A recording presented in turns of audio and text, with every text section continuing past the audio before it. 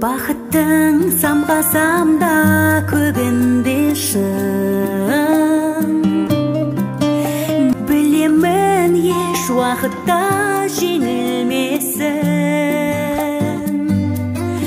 Өмірдің қол созған мен жаңасына,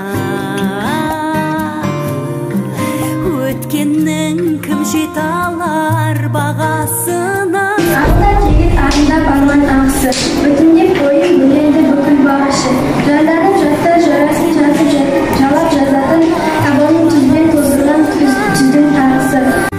Мектебім, сағынышым, балалығымның тәңірісің. Шуақты күндердің, жұлдызды түндердің, сәуледей болған жарығысың.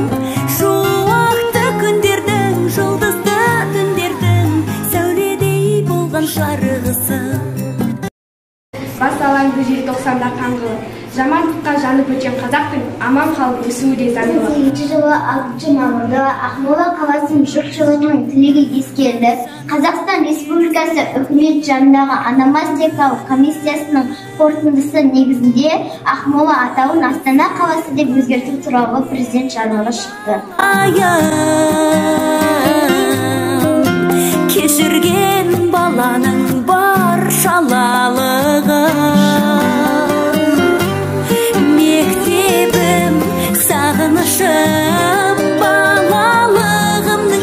Дүниежүзі мойындап тұрған барыспын, қайтпаста қайсар қазақ атымен таныспын.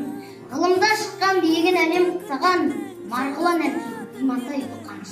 Түндердің сәуледей болған жарығысы.